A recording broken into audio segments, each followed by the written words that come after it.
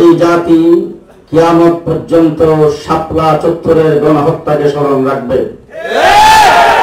তাহাজ্জুদরত, মাজাতরত, জিকিররত অবস্থায় শত শত ইসলামপন্থী তৌহিদি জনতাকে পাখির মতো গুলি করে যারা গণহত্যা করেছে, কিয়ামত পর্যন্ত জাতি জীবন তাদেরকে বলবে না। একদিন এই মাটিতে তাদের বিচার হবে।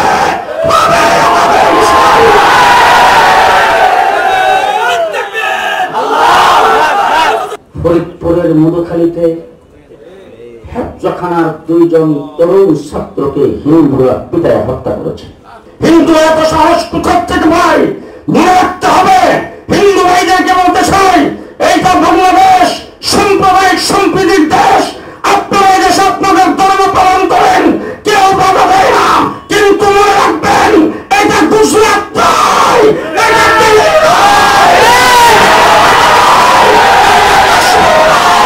এটা 70-90% মুসলমানের দেশে বাংলাদেশ, বাংলাদেশ, বাংলাদেশ।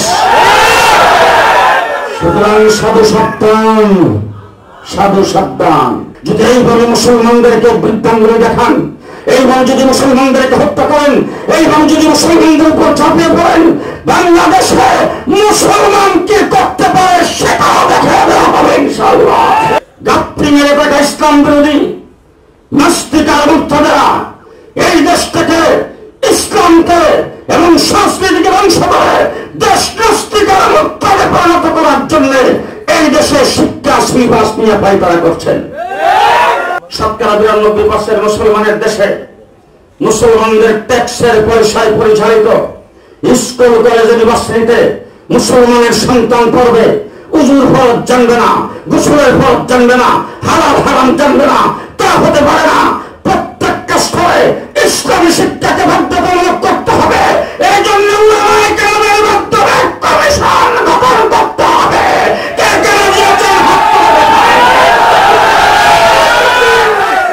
আজকে 5ই মে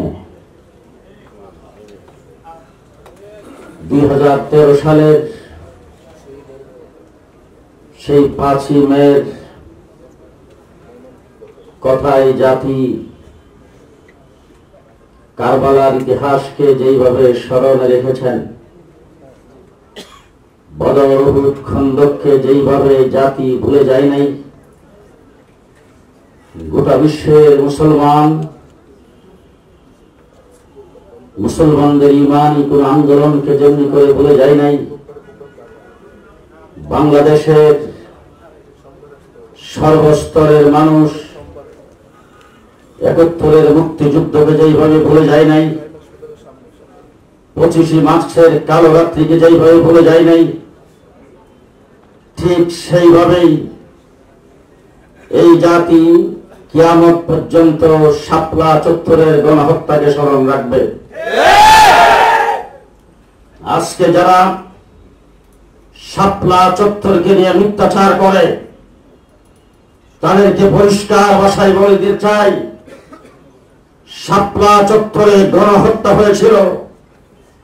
রাতের অন্ধকারে বিদ্যুতের লাইন কেটে দিয়ে পাখির মতো গুলি করে শত শত ইসলামপন্থী তৌহিদি জনতাকে তাহাজ্জুদরত, মাজাতরত, জিকিররত অবস্থায় যারা গণহত্যা করেছে, কিয়ামত পর্যন্ত জাতি জীবন তাদেরকে বলবে না। একদিন এই মাটিতে তাদের বিচার হবে।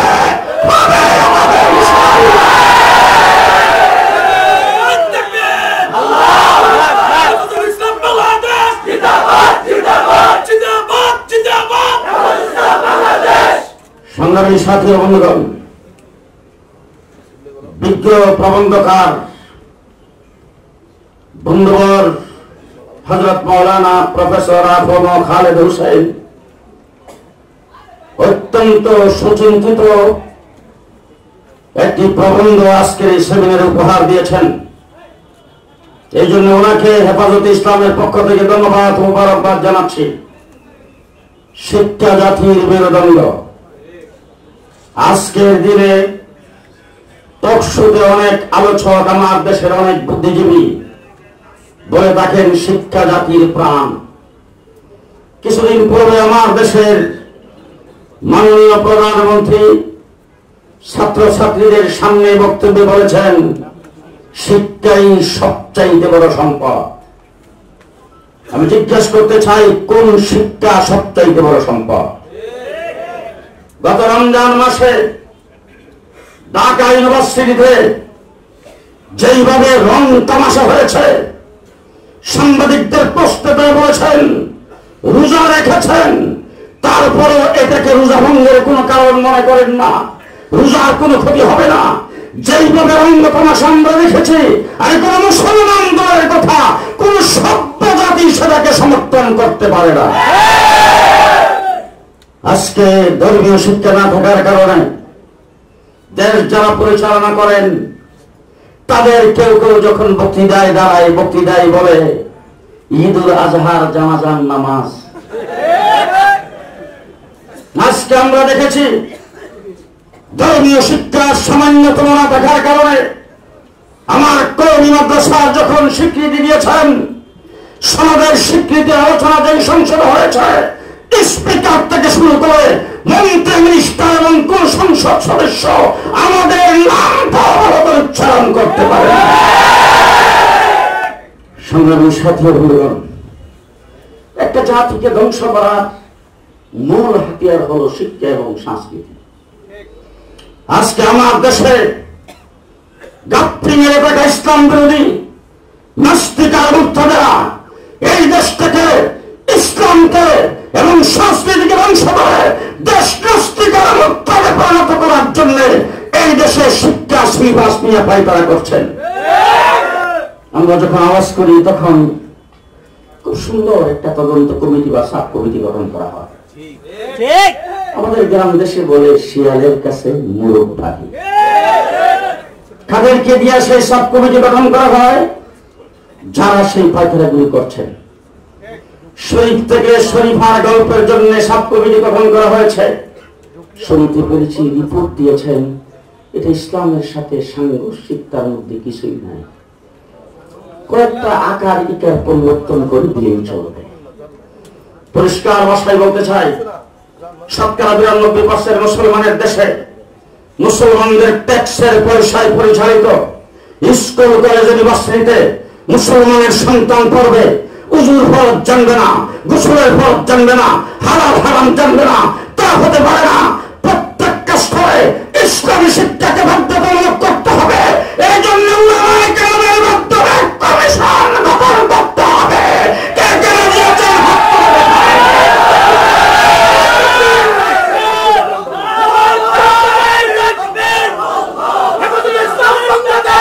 শেষ কথা বলতে চাই, আপনারা শুনেছেন এবং আপনারা বুঝতে পেরেছেন, এই নিয়ে আলোচনা করেছেন কোন দেশে বাস করে। এতদিন শুনতাম ভারতের বিভিন্ন জায়গায় মুসলমানদের উপর নির্যাতন হয়। ফরিদপুরের মধুখালীতে হেফজখানার 2 জন তরুণ ছাত্রকে হিন্দুরা পিটায় হত্যা করেছে। আজ পর্যন্ত সেটা কোন প্রকারের কারা হত্যা করেছেন, কেন হত্যা করেছেন, সেই ডকুমেন্টস এখনো তৈরি হয় নাই। একটা লোক দেখানো তদন্ত কমিটি হয়েছে, লোক দেখানো ভাবে কিছু মানুষকে অ্যারেস্ট করছেন, কিছু মানুষের জন্য পুরস্কার ঘোষণা করছেন। পরিষ্কার বলতে চাই, হিন্দু এত সাহস কোথার থেকে পায়? মনে রাখতে হবে, হিন্দু ভাইদেরকে বলতে চাই, এইটা বাংলাদেশ সাম্প্রদায়িক সম্প্রীতির দেশ। আপনারা দেশে আপনাদের ধর্ম পালন করেন, কেউ বাধা দেয় না, কিন্তু মনে রাখবেন এটা গুজরাট নয়, এটা দিল্লি নয়, এটা ৯০% মুসলমানের দেশে বাংলাদেশ, বাংলাদেশ, বাংলাদেশ। সুতরাং সাধু সাবধান, সাধু সাবধান। ধর্মকর্ম পালন করছেন এই দেশে নির্দ্বিধায়, আরামের সাথে কোনো বাধাবিঘ্ন নাই। যদি এইভাবে মুসলমানদেরকে বৃদ্ধাঙ্গুলি দেখান, এইভাবে যদি মুসলমানদেরকে হত্যা করেন, এইভাবে যদি মুসলমানদের উপর ঝাঁপিয়ে পড়েন, বাংলাদেশে মুসলমান কি করতে পারে সেটাও দেখে দেওয়া হবে ইনশাআল্লাহ। আসসালামু আলাইকুম।